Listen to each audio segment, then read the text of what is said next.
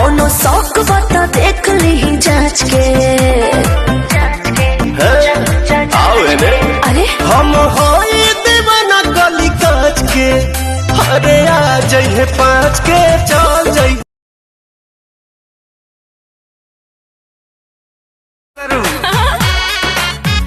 हक साली में हो खेलाया था, तो हर जीजा कुछ करी है न ज्यादा।